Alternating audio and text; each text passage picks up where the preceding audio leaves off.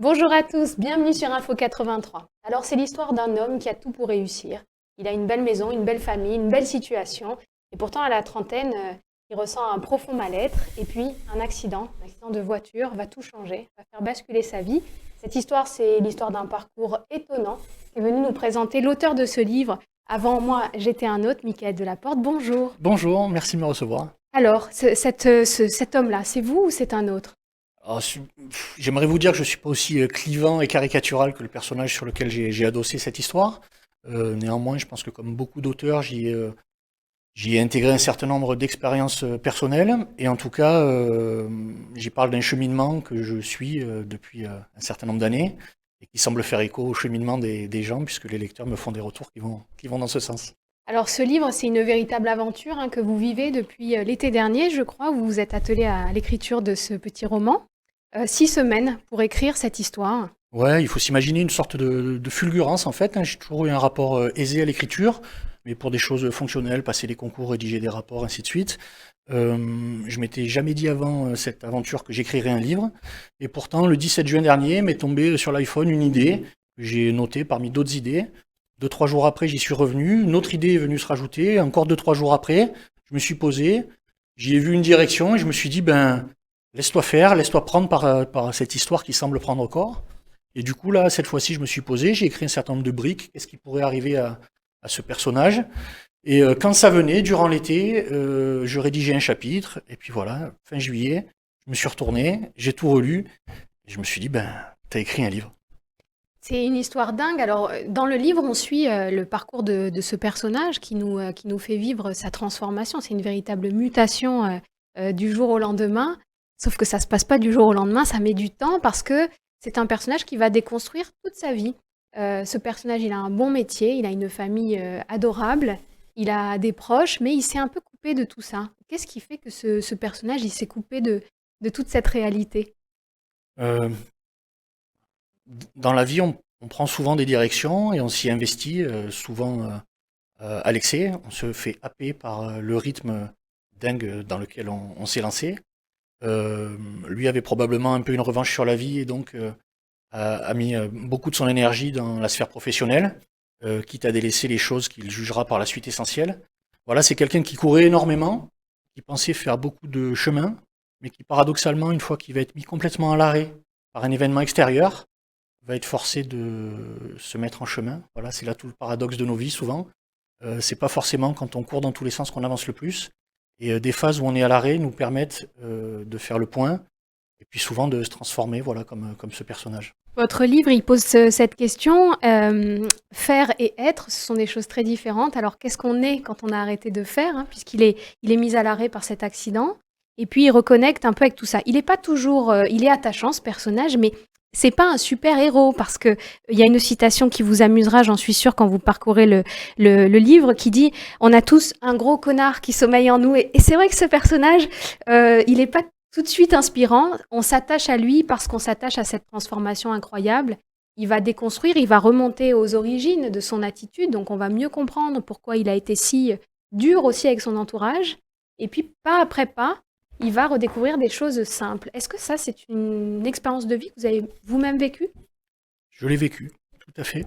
Euh, on s'enferme parfois dans le paraître, surtout les gens de notre génération, j'ai envie de dire, qui ne sont pas des natifs du numérique, qui avons pris le chemin en route. Voilà, moi j'ai 2 enfants qui sont bien plus compétents que moi dans ce domaine-là, mais j'ai constaté qu'on avait une relation à l'image qu'on donnait vers l'extérieur par le biais de ces outils numériques qui parfois pouvaient nous enfermer.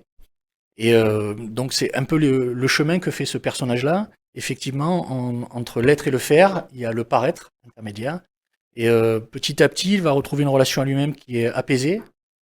Cette relation à lui-même va devenir possible grâce au regard bienveillant des autres, qu'il avait négligé jusque-là, mais qui vont l'accompagner dans cette mue. Voilà, hein, je dis également à la fin du livre, il se rend compte qu'il est imparfait, mais il s'en fout. Voilà. Alors que finalement, on a toujours tendance à voir le monde à travers nos yeux, on a toujours tendance à se penser parfait, en tout cas meilleur que les autres.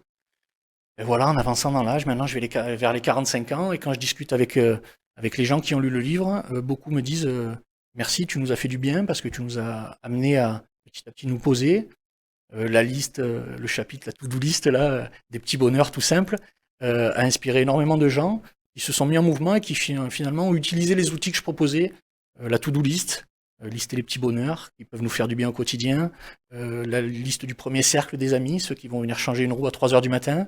Voilà, donc il faut s'imaginer une transposition entre mon histoire personnelle, l'histoire de ce personnage qui est un petit peu caricatural, c'est romancé, il fallait charpenter un petit peu cette histoire, et puis l'écho que ça trouve chez les lecteurs et chez les lectrices.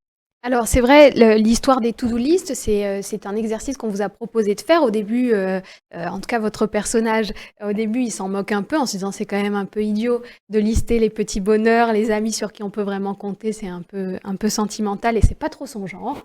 Et puis il s'y met et il y prend un grand plaisir. Est-ce que comme votre personnage, vous vous sentez passeur aujourd'hui? Vous vous sentez comme ça, à la cheville, le trait d'union entre cette histoire et celle des autres? C'est l'avantage d'avancer dans l'âge.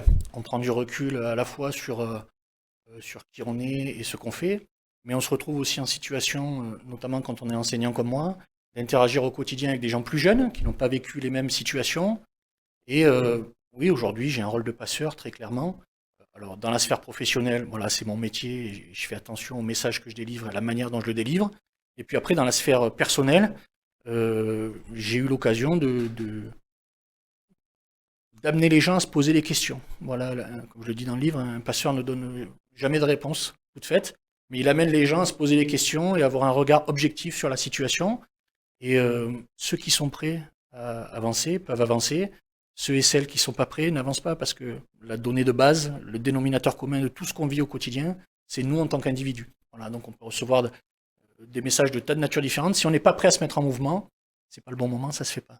Alors cet ouvrage, avant moi, j'étais un autre que vous avez publié à compte d'auteur, vous avez tout fait sur ce livre. Il reçoit un accueil fabuleux en local, mais aussi maintenant à l'international. C'est un vrai petit phénomène. C'est un petit livre qui est à 10 euros. Où est-ce qu'on peut le trouver?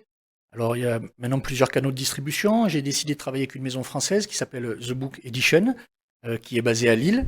Voilà, donc les gens commandent le livre et se le font livrer chez eux. Il s'avère que par le biais des réseaux sociaux, j'ai des relations directes avec des gens qui souhaitent acquérir le livre, auquel cas je peux leur envoyer dédicacé, ce qui est un petit côté supplémentaire. Vos réseaux sociaux, Mickaël Delaporte sur Facebook. Ouais, Mickaël Delaporte sur Facebook, j'ai un compte Insta mic-1976 également. Et puis depuis peu, je suis accompagné par des professionnels qui, un petit peu surpris comme moi par l'ampleur que prenait la diffusion du livre, ont accepté de le prendre chez eux. Voilà, les magasins Intermarché ont été les premiers à me faire confiance, notamment le magasin Intermarché de La Farlède. Et plus récemment, la librairie Mille Paresses au Pradé, que je salue au passage pour leur professionnalisme et leur passion. Voilà, plus récemment, le livre va être disponible également à Charlemagne. Et par le biais de la démarche du pissenlit que j'ai imaginé, effectivement, le livre est amené à être disséminé de manière complètement aléatoire, alors en France, mais aussi à travers le monde. Le livre a été lu à Toronto, à Singapour, à l'île de la Réunion, il a été acheté au Canada également. Et puis plus récemment, le livre vient d'être accepté pour intégrer le réseau des auteurs francophones nord-américains. Donc le livre sera disponible en Amérique du Nord. C'est une histoire un peu dingue. C'est incroyable. Ouais, une histoire un peu dingue. Voilà, un de ces talents de notre métropole qui s'essaime parmi tous les pays du monde. C'est une super histoire en tout cas. Suivez Mickaël Delaporte sur les réseaux sociaux si vous voulez échanger avec lui. Et puis surtout, ce livre, il faut le lire, il faut l'offrir. Vous aussi, vous êtes les passeurs d'un message qui est tout simple et pourtant, c'est jamais inutile de le rappeler. Le bonheur, ça part de vous. C'est autorisé, vous pouvez le faire. Merci Mickaël en tout cas pour cette inspiration. Merci. Nous, on vous suit donc dans cette nouvelle aventure. Merci. Et on fait partie de ce que vous appelez la dynamique du pissenlit. On souffle et puis on essaime. Merci à tous de nous avoir suivis. À très bientôt sur Info 83. Merci.